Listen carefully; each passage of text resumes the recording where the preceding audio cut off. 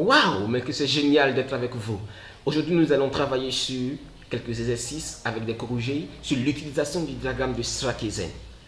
Dans les deux vidéos précédentes, nous avons, dans la première partie de la vidéo, présenté le diagramme de Strakezen et dans la deuxième partie, nous avons présenté l'utilisation du diagramme de Strakezen accompagné de quelques exercices. À la fin de la deuxième partie de la vidéo, nous avons promis faire des exercices dans une troisième vidéo. Et enfin, voici cette troisième partie de la vidéo.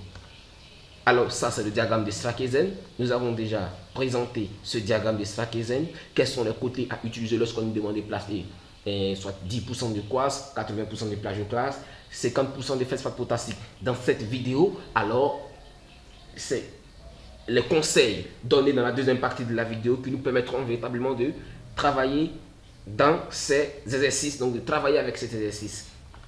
Si vous n'avez pas suivi la deuxième partie de la vidéo, allez, mettez une pause à cette vidéo et retournez à la deuxième partie de la vidéo. Alors, comme promis, voici les exercices. Cet exercice, nous avons déjà travaillé sur cet exercice dans la deuxième partie de la vidéo. Ah oui, je me souviens de cet exercice. Voici l'exercice que nous allons ensemble traiter dans cette deuxième partie, non, dans cette troisième partie de la vidéo. Mesdames et messieurs, disposons-nous. Lisons ensemble l'exercice. Exercice placé sur le diagramme de Strakezen suivant les échantillons dont la composition est. Nous avons 4 échantillons. L'échantillon A, B, C et D. Dans cette vidéo, nous allons placer les points A et C. Nous laissons les points B et D pour vous permettre de vous exercer après avoir regardé la vidéo. La question B nous demande de donner le nom, sinon le groupe et si possible le nom de la roche, donc de l'échantillon. Je voudrais apporter une précision. Lorsqu'on nous dit de donner un nom à une roche, et vous voyez là dans cette question ils ont mis si possible pour dire que pour donner un nom exact à un échantillon ou à une roche, il faut passer au microscope. Si vous êtes expert, vous pouvez taper le nom de la roche en dessous en commentaire. Passons maintenant à notre exercice. Nous allons ensemble traiter cet exercice. Voici le diagramme de Strakezen que nous allons utiliser. Le point A est composé de 25% de quartz. Nous avons ici 100% de quartz. Donc nous descendons ici 30% de quartz. Donc là 25% de quartz. Donc nous allons tracer une ligne. Là. Et 45% de phosphate potassique. Nous avons là 100% de phosphate potassique. 45% de phosphate potassique. Donc 45% de phosphate potassique. Je ne suis pas tellement habile ici, c'est pas tellement droit. Nous allons tracer et placer 30% de plagioclase. Nous avons ici 100% de plagioclase. Donc les 30% de plagioclase sont là.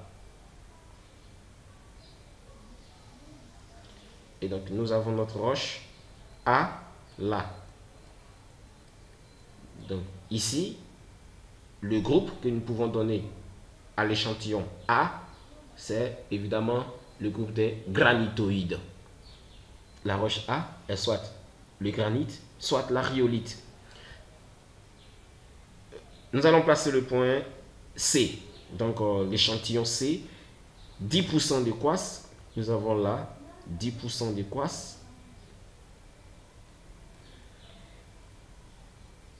80% de phosphate potassique. 80% de phosphate potassique.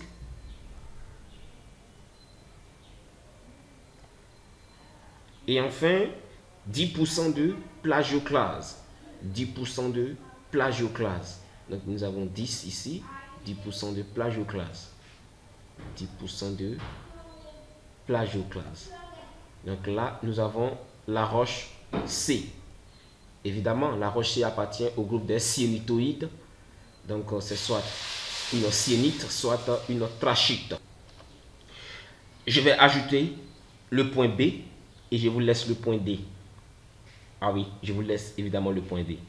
Le point C, est constitué, sinon le point B est constitué 10% de quartz, 10% de quartz, donc nous avons déjà tracé 10% de quartz, 5% de feldspath alcalin, donc 5% de feldspath alcalin, 5% de feldspath alcalin, et 85% de plagioclase, 85% de plagioclase, je suis là, donc 85% de plagioclase. Donc nous avons là le point B. Le point B, évidemment, appartient au groupe des dioritoïdes. C'est soit un gabbro, soit une diorite, l'andésite ou un basalte.